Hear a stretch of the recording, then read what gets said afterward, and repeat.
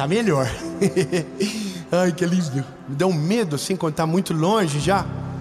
Vai dando uma morridinha. Mas ó, te falar, hein?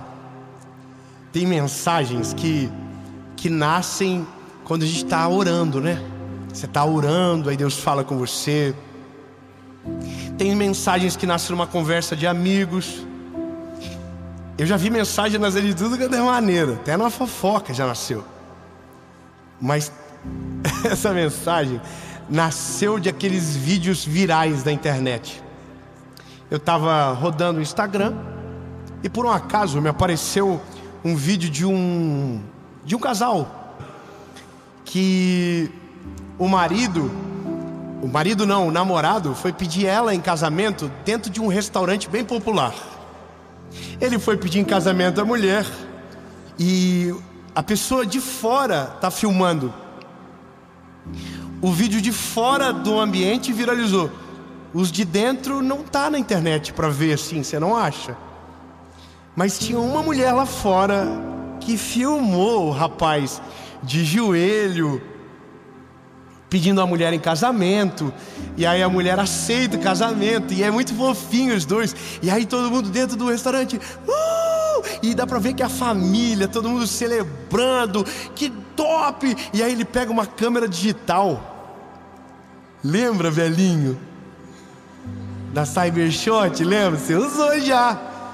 Aí ele pegou a câmera, deu pra alguém da família, tipo, registra isso, vivendo algo incrível. Só que a mulher que estava lá fora pegou aquele vídeo e zombou da pessoa.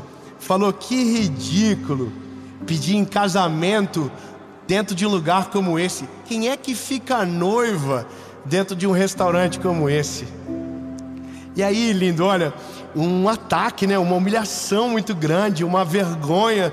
E aquele vídeo viralizou. Resumo da história: grandes empresas viram o vídeo, se compadeceram do casal e não riram junto com a garota. Uma das maiores empresas de refrigerante do mundo deu todas as bebidas da festa. Uma empresa deu o anel, uma joia preciosa, para a moça que estava noivando dentro daquele restaurante. Ganharam a lua de mel, ganharam o carro que iria para a lua de mel. Irmão, ganharam tudo. Aí eu começo a ficar feliz. E eu sou chorão. Você é chorão? Eu tô assim, ó. Meu Deus, que coisa mais linda.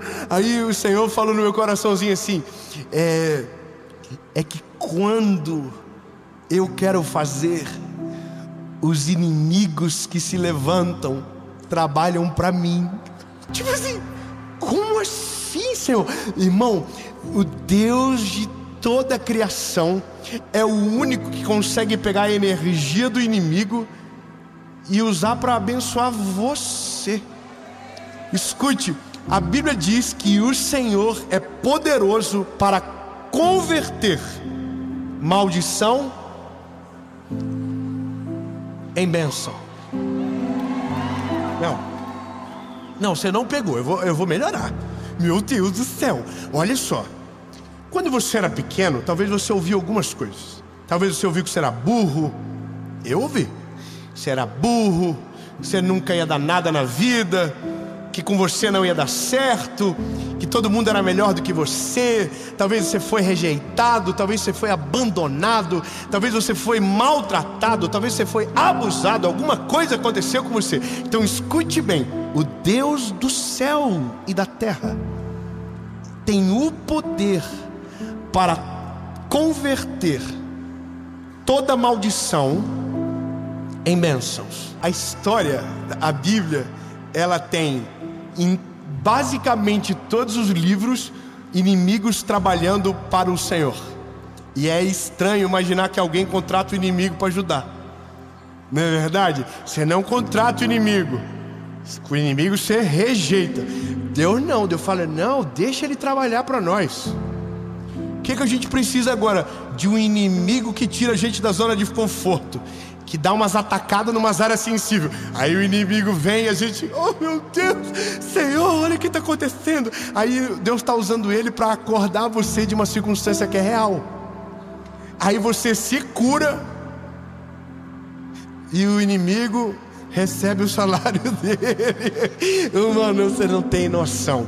Romanos capítulo 8, versículo 28. Eu juro para você que isso aqui é uma das coisas mais difíceis de se entender na Bíblia, porque nós somos almáticos, a gente é imediatista, nós somos visuais, então a gente não consegue enxergar o plano de Deus até que ele aconteça. O problema é que no meio do caos a gente fica desesperado, porque a gente pensa que os outros ou que as circunstâncias podem paralisar o que Deus tem. E aí Romanos capítulo 8, verso 28 diz o seguinte: e sabemos, isso aqui é uma palavra, não é uma história, é Paulo escrevendo para a igreja de Roma, mas olha o que ele diz: e sabemos que todas as coisas trabalham juntamente para o bem.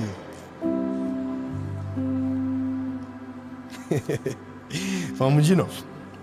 E sabemos que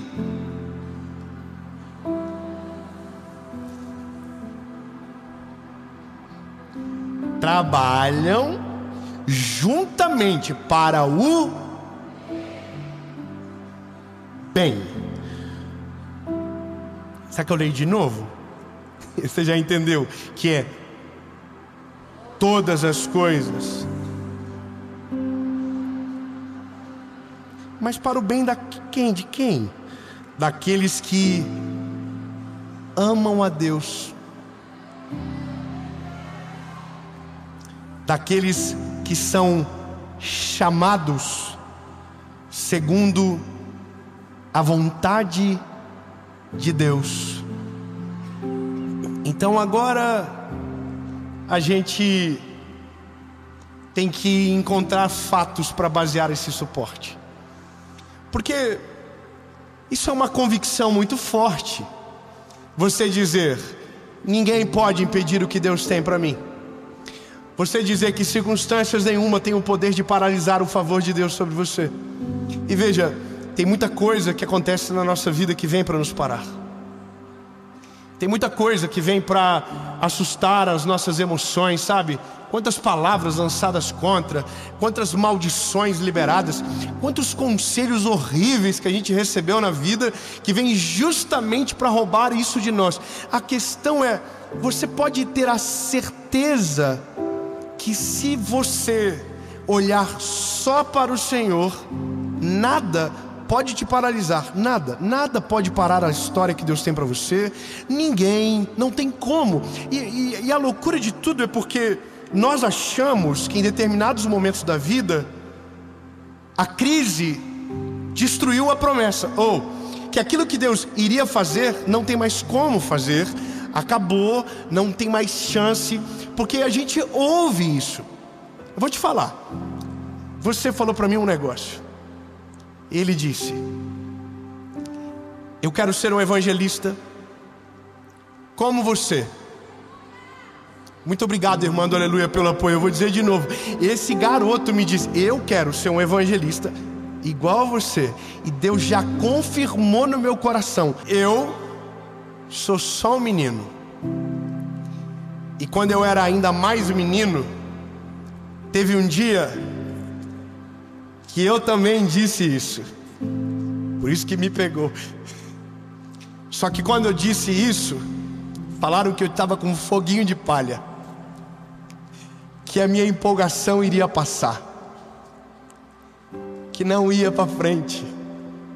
Quando eu tomei a decisão mais radical de entregar o meu coraçãozinho e viver o chamado, falaram que eu ia passar fome, que eu ia envergonhar a minha família. Falaram muita coisa. Ninguém me disse diferente. Sabe, as palavras contra sempre foram mais numerosas do que as palavras a favor. E isso é uma coisa que a gente não consegue explicar. Mas as pessoas do mundo não estão preparadas para celebrar as suas conquistas, não estão preparadas para empurrar para um degrau mais alto que elas. A maioria de nós não quer ver ninguém se sobrepondo. A gente não consegue muito. O ser humano tem essa dificuldade de liberar o outro, de abençoar o outro, sabe? De dizer: eu quero que Deus prospere você muito mais do que eu já vivi. É difícil. Você consegue declarar uma bênção no limite da que você recebe, nunca além. A gente é ser humano, é doido. Mas sabe, meu lindo, quer ver uma coisa? Algumas coisas são poderosas para mudar a opinião das pessoas: o resultado e o tempo. eu vou falar sobre os teus inimigos no futuro. Os nossos inimigos no futuro serão completamente envergonhados. Não, eu vou te explicar melhor. A Bíblia conta a história de um garoto chamado José. Eu sei que você já ouviu essa história milhares de vezes. Eu não vou tentar contar toda de novo. Eu só vou dizer a parte que os irmãos cogitam a ideia de matar José. Qual que é a intenção deles? Matar o José. O que eles querem? Matar o José. A pergunta é: eles conseguem? Por que eles não conseguem? Tenta entender, por que não? Porque Deus havia liberado para ele uma palavra. O que ele seria? Governador do Egito. Então, eles podem querer, mas vão conseguir? Não. Então, vou te lembrar outra história. Lembra de Davi? Davi é um garoto que Deus ungiu para ser o rei de Israel. Lembra dele? Agora, olha só, ele é um garoto, ele não tem roupa de soldado, ele não foi treinado no campo de batalha, e ele vai para lutar contra um gigante. Quem é mais forte, o gigante ou Davi? E por que não é o gigante que vence? Por que não é os irmãos que conseguem matar? O que acontece? Aí eu começo a entender que no mundo espiritual, uma palavra é uma barreira contra os adversários. Meu Deus, André, isso aqui é a coisa mais doida. Eu não estou resguardado por convicções falíveis. Eu estou resguardado debaixo de uma palavra. Ou seja, ninguém consegue transpor a palavra. Irmão, o gigante podia ter 60 metros, Davi ia ganhar. Podia ser 2 gigantes, Davi ia ganhar.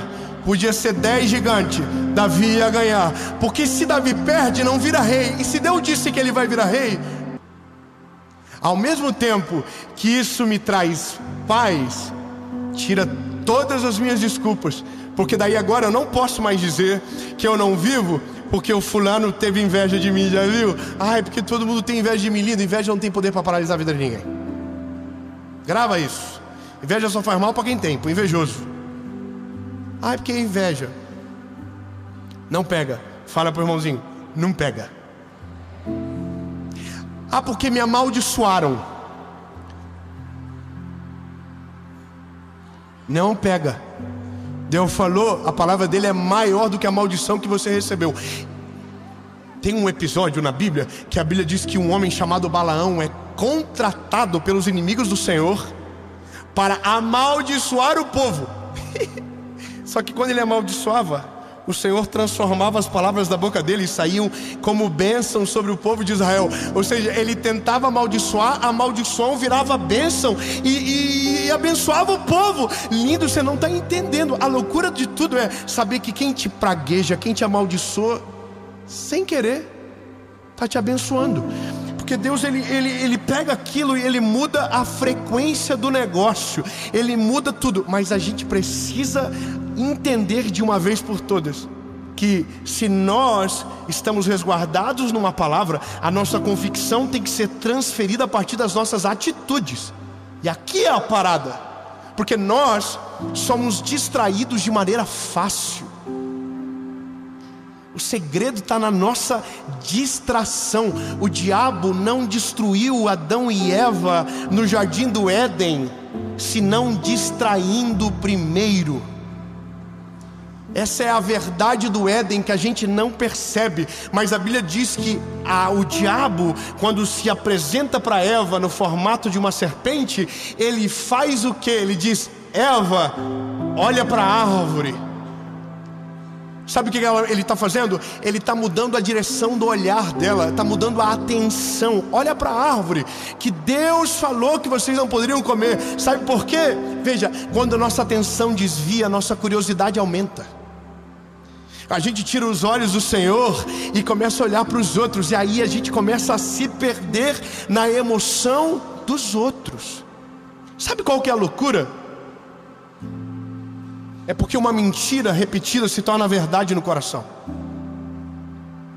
Tem mentiras que você escolheu acreditar, porque você deixou elas serem repetidas dentro de você, porque você não resolveu o seu coração. Então não é porque aquela palavra tem poder sobre você, você deu poder para aquela palavra. O seu olhar mudou. E eu vou te falar mais. A Bíblia vai dizer que esse homem, esse Balaão que profetizava, que amaldiçoava o povo, nem ele sabia o que ele estava servindo, mas Deus estava transformando a palavra dele. Agora, a questão não está mais agora em quem fala, mas está em quem recebe. O problema está aqui dentro agora. Se eu tenho convicção que estou resguardado de uma palavra, eu preciso me mover sabendo que existe algo maior. Ou seja, a nossa coragem muda, a nossa confiança se altera. A gente dá passos que não tem coragem, não tinha coragem antes, agora a gente tem. Eu vou ser mais específico. Olha, Davi, a Bíblia diz que quando foi ungido, o Espírito de Deus entrou nele. Então agora, quando o gigante se levanta, você acha que a coragem do Davi é natural ou ele é sobrenatural? Mas por que é sobrenatural? Porque antes de ele entrar no campo de batalha contra um gigante, ele matou na unha um leão e um urso.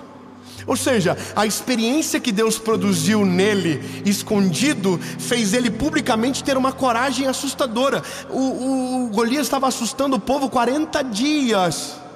40 dias. Aí chega o menino, não tem como, ninguém entende nada. E essa é a loucura. Quem vive baseado na palavra tem coragem para fazer o que ninguém tem coragem de fazer, diz o que ninguém tem coragem de dizer, se move em direções que ninguém tem coragem de se mover. E é por isso que o extraordinário acontece, porque ninguém vive o sobrenatural tentando de viver maneira lógica. Vou ser mais específico com você, lindo. A sua planilha não fecha a conta com aquilo que Deus planejou para você. Aquilo que você ouviu a vida toda não se compara com aquilo que Deus tem para você. As palavras não podem paralisar você. A palavra dele tem o poder para te alavancar para o centro da vontade dele. Mas é você que decide qual é a palavra que domina o teu coração. Aonde estiver a tua atenção, ali vai estar a tua sentença. Então, pense bem. O mundo é bom ou é mau?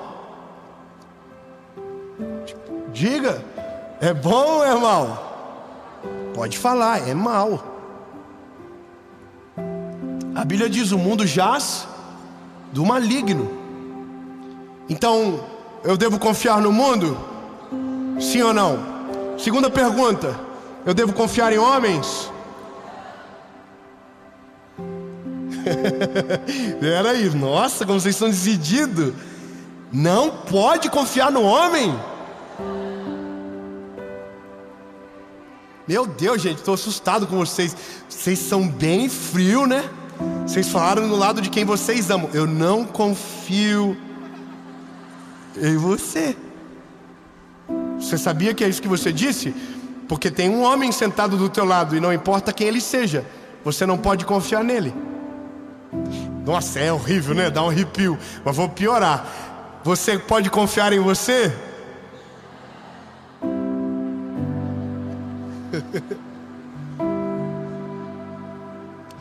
se você não confia no que eles estão dizendo?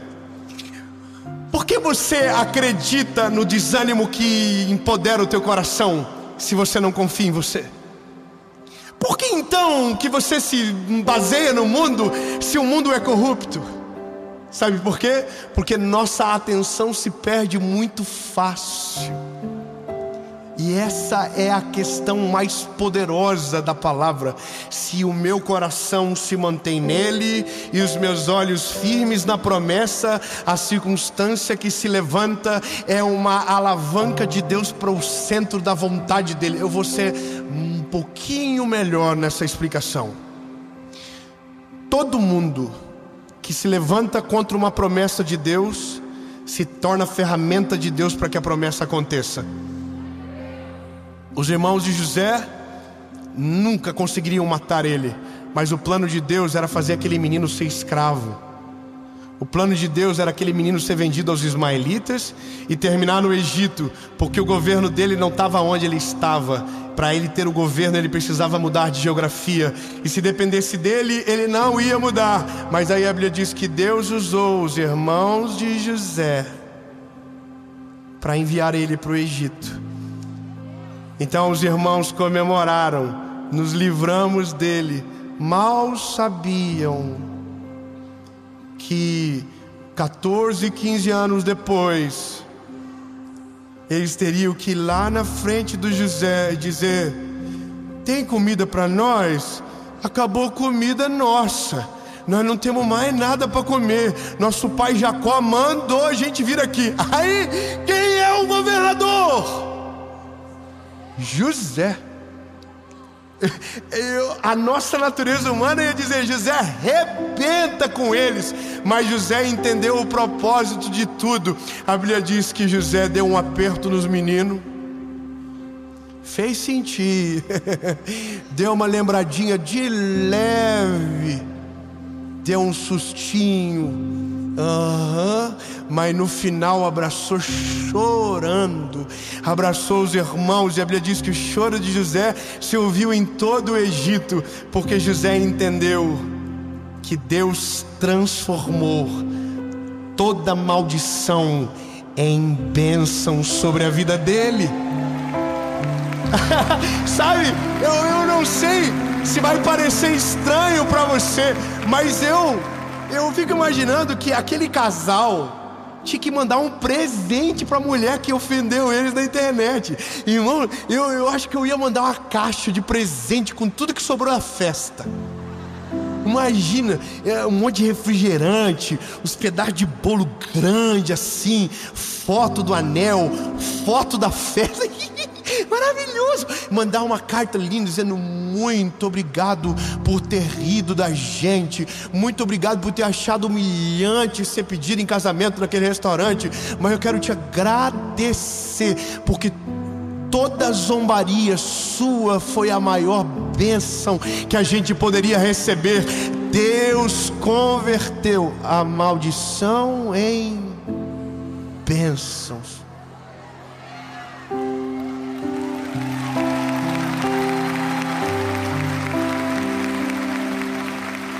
E veja, eu não estou falando de vingança não, tá? Os irmãozinhos ruinzinhos, não. Não estou falando de vingança.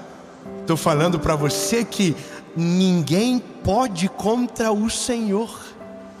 Ele é o único que pode fazer isso. Portanto, eu vou te dizer a última coisa e prometo que termino. Eu demorei tempo demais para entender isso. Mas você sabe que um dos ordenamentos bíblicos é orar pelos nossos inimigos?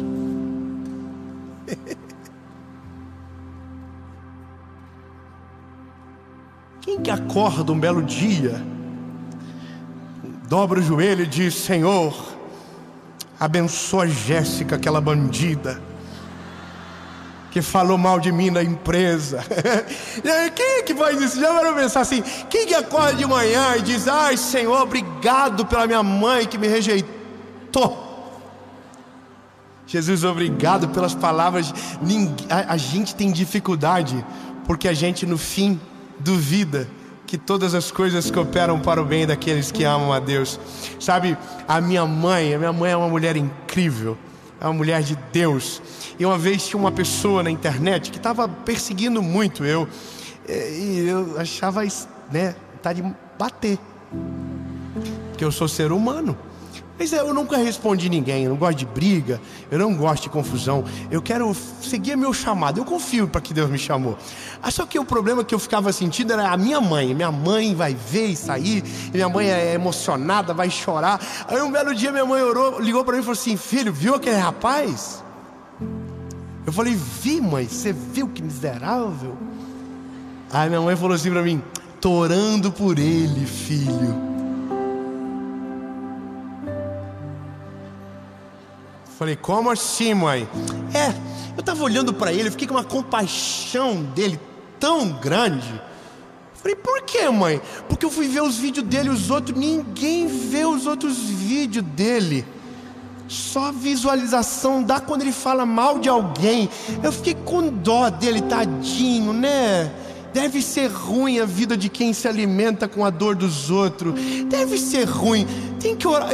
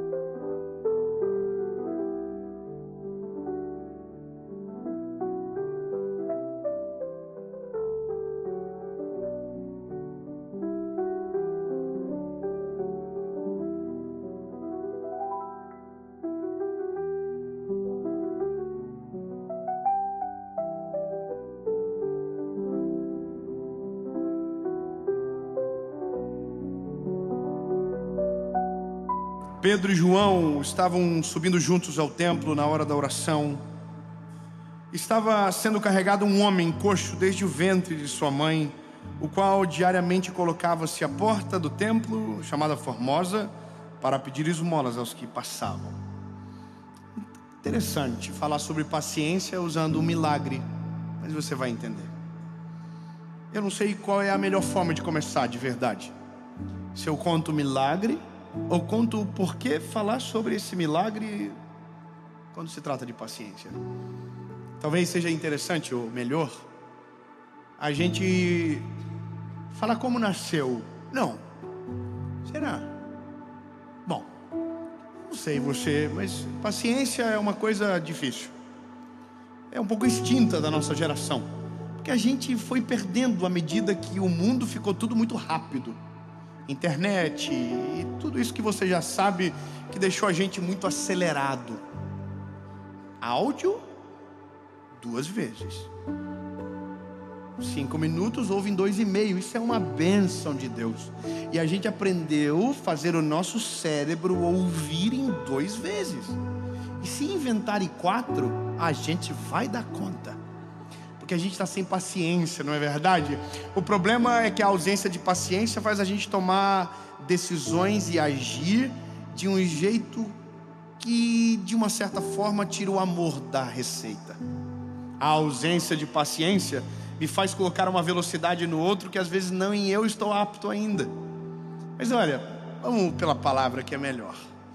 Atos 3 conta uma história, que é a história de Pedro e João, que acabaram de viver o maior fenômeno do Novo Testamento. Quando eu digo fenômeno espiritual, que foi a descida do Espírito Santo em Pentecostes. Atos capítulo 2 conta que o Espírito Santo desceu e encheu todo mundo que ali estava. Só que veja que importante essa reflexão. O que é ser cheio do Espírito Santo? E a gente, não sei você, mas eu sou de um tempo que ser cheio do Espírito Santo é quem falava em línguas estranhas. Sabe aquela parada? Não sei se você sabe, então eu preciso explicar. O meu público não é só quem viveu dentro da igreja, muitos são de quem nunca entraram. Falar em línguas, um dom que todos nós que nascemos na igreja, talvez por um tempo pensávamos que só quem falava em línguas estranhas era cheio do Espírito Santo. Deixa pra lá, não quero falar mais, não fica estranho, fica ofensivo. Mas veja, falar em línguas, durante muito tempo a gente pensava que era isso, só que não. Uma coisa é uma coisa, outra coisa é outra coisa. Uau, que profundo. E isso não é ser cheio do Espírito Santo. Ser cheio do Espírito Santo é ser cheio de Deus. E quando eu digo ser cheio de Deus, é carregar os atributos de Deus na nossa vida. E o que Deus é? Deus é paciente, benevolente, amor, misericórdia, compaixão. Então quando você diz que alguém é cheio do Espírito Santo, é porque ele carrega na sua essência os atributos de Deus: paciência, benevolência. E é isso. Então Pedro e João acabaram de ser cheios do Espírito Santo. Então a imagem que a gente vem agora à cabeça não é só alguém pulando de alegria, é alguém vivendo de maneira justa, é alguém vivendo da maneira de Cristo. Então veja o que acontece quando alguém vive na maneira de Cristo. Eles estão indo para o templo na hora da oração, porque entenderam que quanto mais tem, mais querem. Isso é a presença de Jesus. Quanto mais a gente o conhece, mais a gente o deseja. Então eles estão indo para o templo na hora da oração, ponto. Agora, quando eles estão chegando, eles encontram um paralítico. Na verdade não é um paralítico, é um coxo. O paralítico não anda, o coxo anda, mas tem dificuldade. É alguém manco. Então eles encontram um coxo e eles dizem algo, e eu estou sendo bem conciso. Eles dizem: nós não temos prata nem ouro, mas aquilo que nós temos, isso te damos. Levanta e anda. Muito obrigado pelo aleluia. Obrigado. Bom, veja, acabou, parece que o milagre está pronto. Então agora ele levanta, anda e sai. Só que aí a Bíblia vai dizer que não foi assim que aconteceu. Não foi imediato. A Bíblia diz que eles falaram levanta e anda, mas o coxo não levantou. O coxo foi levantado. Vou ser mais claro. Existe um coxo sentado à porta, pedindo esmolas, dizendo: dá-me uma esmola, por favor. Há muito tempo, a Bíblia diz que desde sempre ele fazia da mesma forma. Só que agora, quando eles chegam, eles dizem: levanta e anda. Só tem uma reflexão importante. uma ordem para quem nunca andou, é diferente. Veja, como que eu falo levanta e anda para alguém que nunca andou e que não sabe exatamente o que é isso? Quer ver, quem tem filhos aqui, levante a mão. Bom, eu tenho 3. Cortei, chega muito filho, maravilhoso, mas se vier o quarto, a confusão está garantida. Mas veja, quando a gente tem filho, tem uma parada, irmão, que pega todos os pais: o tal do andar. Irmão, e é uma competição do mal, porque um pai fala pro outro: meu filho andou com 11 meses. Aí você fala assim: o quê? Meu filho está com 11,5 e não está andando, deve ter algum problema. Aí você vai pro Google, e aí você pega uns pais mais psicopatas que falam: meu filho andou com 7. Aí você fala: pronto, estou com um problema, meu filho deve ter um problema. Porque a gente tem uma questão que a gente quer ver os nossos filhos rapidamente amadurecerem. Então a gente quer que os nossos filhos tirem e saiam da fralda logo. A gente quer que os nossos filhos andem logo. E a gente quer que eles façam no nosso tempo. E isso é o mal de todos os pais. A gente não tem paciência, porque a gente já anda, a gente já saiu da fralda há muito tempo, a gente já amadureceu há muito tempo. Então a gente quer que os nossos filhos acelerem o passo, até um dia que a gente diga: que saudade de quando não andava, que saudade de quando pedia para eu levar no banheiro e limpar o bumbumzinho, que saudade. Então a gente acelera tanto que um dia descobre que fez errado e que deveria ter sido mais respeitoso. O texto é tão incrível que a Bíblia diz que eles tomaram pela mão direita o paralítico e levantaram. Só que não só levantaram, a Bíblia diz que eles esperaram se firmar os arteiros. Ou seja, levantaram e ficaram segurando, apoiando o coxo, até que ele conseguisse firmar os pés e andar. Lindo. Sabe quando um milagre desse ia acontecer no nosso tempo? Nunca. A gente é muito mais afeito à esmola que jogamos pelo vidro do que parar de verdade para ajudar e ver até andar a pessoa não desgrudar dela. E esse é quem nós somos. E aqui mora o detalhe: ou somos cheios do Espírito Santo e transbordamos do amor, da paciência, da benevolência do Eterno, ou somos somente seres humanos que não temos paciência com ninguém e assim somos com nós mesmos também. Isso é a gente. Se não tivermos o Espírito Santo, não temos paciência, nos falta misericórdia. Pelo contrário, a gente sempre tem uma palavra de juízo sobre o outro. A gente se sente superior, a gente fala mal, a gente reclama, a gente amaldiçoa, a gente não tem paciência com os outros. E aí, lindo, eu vou te dizer por que nasceu isso no meu coração. Eu e a minha esposa fomos chamados para ir no colégio do meu filho. E minha mãe viveu isso a vida toda comigo. Cansei de só vem com acompanhado dos pais. Nossa, irmão, eu fui isso com 17 anos, estava profissional já. Estava no ensino médio, um marmanjo, minha mãe sentada na secretaria e eu entrando com cara de glúteo na sala para pedir perdão para a professora. Aí eu fui pela primeira vez para uma reunião sobre um dos meus filhos. Sentei na reunião. Na verdade, começou um dia antes da reunião. Um dia antes da reunião, um professor me abordou e falou: precisamos falar sobre ele. E aí ele falou: vamos marcar uma reunião. Eu, como não tenho paciência, falei: me fala agora, me dá um release, me fala, por favor, alguma coisa, senão eu vou morrer, eu não vou conseguir nem dormir. E aí o professor falou para mim: não, é porque ele está com um pouquinho de déficit de aprendizagem. Ele não está prestando atenção, ou às vezes presta e parece que não capta. E eu estou ouvindo. E ele falou mais, ele falou: e às vezes ele está brigando com os amiguinhos. E não é que a gente às vezes não vê, mas aí os amiguinhos dizem, a gente não sabe o que está acontecendo, se ele está ficando nervoso por alguma coisa. E aí, irmão, eu já estava assim, ó, olhando para o carro, vendo ele lá, e ele já mudou o semblantezinho dele na hora. E aí no dia não foi só de um, foi de dois, irmão. Os dois estavam com a pá virada no dia. Veio reclamação do outro também. E aí eu entrei no carro, o mais novinho falou: o que foi, pai? Eu falei: nós vamos falar quando chegar em casa. Irmão, eu gerei um pavor neles. Então a gente chegou em casa, eu já chamei o pequenininho, falei: seguinte, aconteceu isso.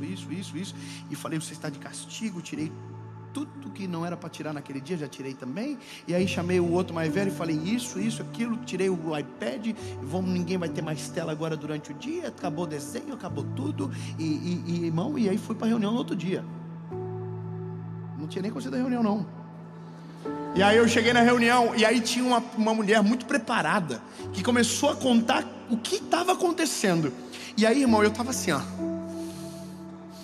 preciso falar o que eu fiz. Mas daí eu pensei: não vou falar o que eu fiz, vou falar o que eu vou fazer. Pegou? Aí, irmão, ela contou tudo, eu falei: eu sei o que eu vou fazer. E aí comecei a falar o que eu fiz, dizendo que ia fazer, entendeu? E aí, irmão, ela só fez assim, ó: não faz isso não.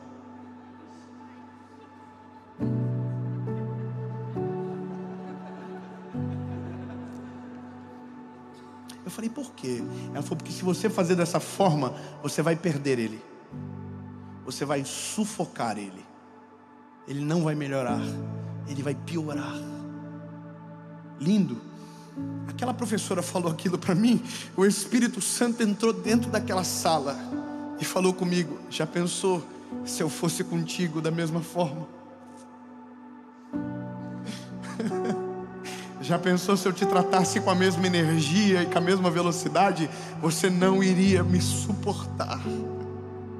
E aí, irmão, eu de verdade, eu saí dentro daquele colégio arrasado comigo, destruído por dentro. Cheguei em casa, chamei os meus filhos e disse: o pai precisa mudar uma parada que o pai fez. E comecei a mudar a conversa com eles. Mas naquele dia Deus me fez me lembrar desse coxo, que não precisava sair correndo, porque nunca havia andado. Então ele tem gente cheia do Espírito Santo que tem paciência para esperar ele amadurecer as pernas, criar força nos músculos, para então poder andar. E glória a Deus, que Deus não é da mesma maneira que a gente. Deus é o único que conhece todas as nossas falhas, todos os nossos pecados, todos os nossos segredos, todos, e mesmo assim escolheu nos amar.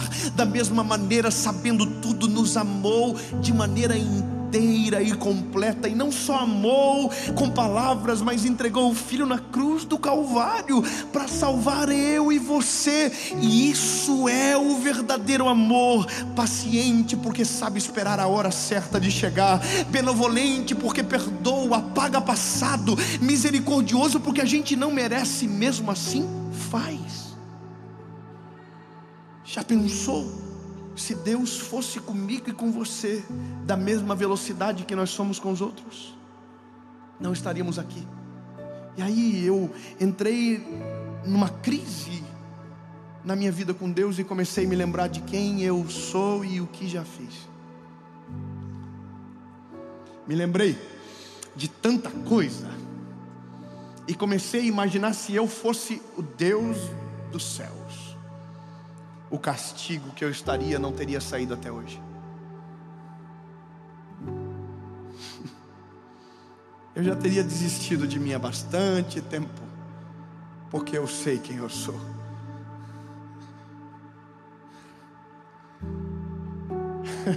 Sabe que eu descobri naquele dia? Que o déficit de aprendizagem do João tinha a ver comigo, não tinha a ver com ele, tinha a ver comigo. Eu conversei com ele de um jeito que não tinha nunca conversado. E falei: filho, o que acontece com você? E ele me lembrou o dia que eu tentei fazer ele aprender matemática da mesma maneira que eu aprendi. E aí eu entendi, lindo, que o meu filho, ele estava daquele jeitinho por conta minha. Deus sabe como agir comigo, com você. Se ele for da mesma energia que você é, ele te perde. E Deus não perde ninguém. Deus é amoroso, misericordioso. E eu sei que isso tem um grande risco de falar para você, de você ficar folgado. Mas lindo, eu vou ser claro com você. A paciência de Deus não é para te dar o direito de atrasar, mas é para que você cresça sem medo do Pai. A paciência de Deus não é aquilo que te dá o direito de fazer do jeito que você quer e Ele vai ficar esperando do jeito que Ele está. Não, não, não, não. A paciência de Deus é aquele que dá o tempo para você crescer, amadurecer e florescer, sem interromper as etapas e sem te fazer acelerar antes do tempo, sem te fazer andar antes de te deixar cair, para aprender a suportar as quedas. O Deus que a gente serve é paciente para respeitar todos os nossos processos. Lindo, eu sou o que sou hoje porque sou o acúmulo de histórias que Deus me deixou viver. Deus me deixou cair, Deus me deixou deslizar, Deus me deixou perder, Deus me deixou decidir errado. Deus foi paciente. Então eu sou o acúmulo das histórias que carrego. Se Deus não deixasse, seria superficial, não teria estrutura para suportar algumas coisas. Então Deus exerce paciência, deixa a gente suportar a crise das nossas escolhas, para nos ter mais forte e caminhando com saúde. A gente perde a noção do que Deus é, porque não somos o reflexo do Pai que Ele é. E esse é o problema nosso. A palavra Pai, ela é confusa, porque todos nós tivemos um tipo de paternidade diferente. Uns, os pais foram mais presentes, outros mais ausentes, uns mais violentos, outros mais calmos, mas todos nós tivemos pais que foram falhos. E eu quero que você entenda que o dia que você for pai, se ainda não o for, você será falho em alguma coisa. Nós não somos perfeitos.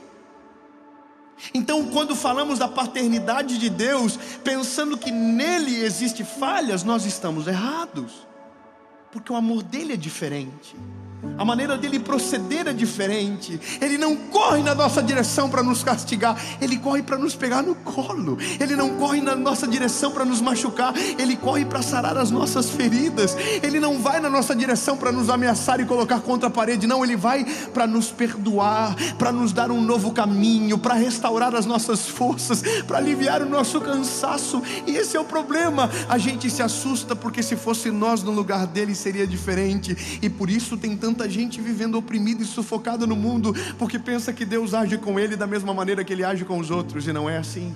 Deus é paciente. Deus tem paciência com você. Deus teve paciência comigo. Deus esperou eu tomar vergonha na cara 19 anos da minha vida, e depois que tomei vergonha, tive que tomar mais vergonhas, e até hoje Deus está esperando coisas que eu preciso amadurecer urgente, e que ainda não amadureci. Deus está aí, estou te esperando, meu lindinho. Bora, continua crescendo, continua amadurecendo, continua dependendo de mim. Crescer e amadurecer não significa perder a dependência, pelo contrário, me faz subir todas as vezes para pregar com temor no coração, dizendo: Jesus, eu ainda preciso de Ti. Eu não vou crescer o suficiente a ponto de viver longe da Tua presença. Senhor, eu preciso todos os dias e cada dia mais. Mas Deus espera. Lindo.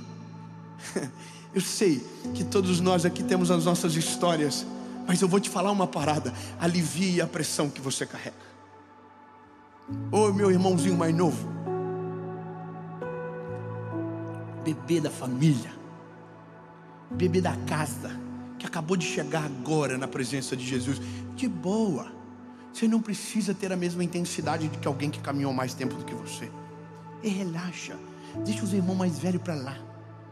Sabe qual que é o nosso problema às vezes? É porque o pai é paciente e os irmãos são revoltados.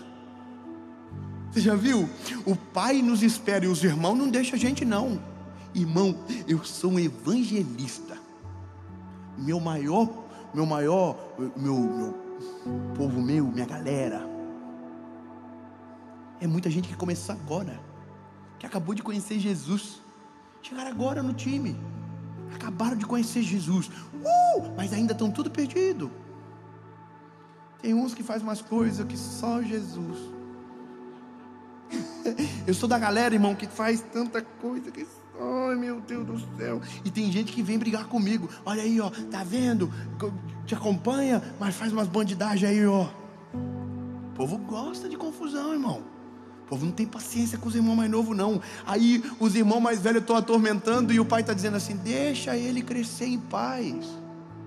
Eu não vou fazer ele andar agora, deixa. Imagina, é igual eu chegar para os meus filhos e dizer: você vai ter que andar agora, acabou de nascer, não tem nem dente na boca. Tão lindo. Alivia a pressão e deixa Jesus trabalhar dentro de você do jeitinho dele. Eu não estou falando que você pode pecar, lindo, claro que não, bobão. Ai, porque então, não pode. Mas se você tropeçar, ele não vai correr para te ferir. Ele quer te perdoar. Ele quer trazer você para perto. Ele não quer expulsar você de casa. Eu vi um vídeo esses dias que eu apavorei. Chega para o teu filho e diz que você vai mandar ele para fora. Não vou mandar. É ele que vai amadurecer e querer sair. Eu não expulso o filho de casa. O Deus que a gente serve não expulsa o filho de casa. Sabe qual é a loucura? Ah, porque vai ficar velho e não vai sair. Não, irmão. Quem amadurece com saúde vai embora sozinho. Na presença de Deus é diferente. Não é que vai embora, fica para sempre com o Pai, mas consegue construir a sua vida em sabedoria e com decisões firmes e posicionadas na essência que Deus deu. Mas eu não expulso o filho de casa. Esse é um negócio. A gente precisa tirar rapidamente essa loucura que a gente carrega nessa paternidade que precisa ser trabalhada em um Deus que a paternidade é perfeita. Cheguei para o João. Cheguei por Noah. Eu tenho, irmão, quando você tem filho, não sei se você tem, eu tenho 3. Um é diferente do outro. Um é um jeitinho diferente do outro. Se eu for pesado com um, é diferente. Eu não sei nem explicar, irmão, porque a gente, quando é pai, engole tudo aquilo que a gente falou dos outros. É incrível. Ai, meu filho não vai chorar. Coitado de você. Ai, meu filho não vai fazer pedir. Coitado. Oh, coitado. Tudo que a gente fala do filho dos outros, irmão, a gente vai engolir em seco. Confia. Hashtag confia. E aí, um dia você descobre que cada filho tem o seu tempo, que cada um cresce de um jeito. Lindo, você é igual e Deus é perfeito para saber disso tudo. Meu lindo, talvez você está casado com uma mulher, ou minha linda, você casou com um homem que acabou de conhecer Jesus. Não exija dele a mesma velocidade de amadurecimento seu. Ô irmão, não seja o irmão mais velho de alguém que fica atormentando a vida do outro. Deixa ele crescer com maturidade e sabedoria. Deixa ele crescer com calma. Não tente expor ele a perigo antes da hora. Não tente colocá-lo à prova antes do tempo. Deixa ele crescer em paz. Sabe, eu preciso falar isso para o mundo ouvir. Pare de ser chato. Você não foi autorizado para mandar no teu irmão. Quem manda é o pai, ele é o dono da casa. Eu não deixo o João educar o Noah, é eu que vou educar ele. Deus não quer que você fique forçando a barra com os irmãos mais novos. Irmão, o maior problema da igreja do nosso tempo é quando o irmão mais velho tenta educar o irmão mais novo sem a permissão do pai.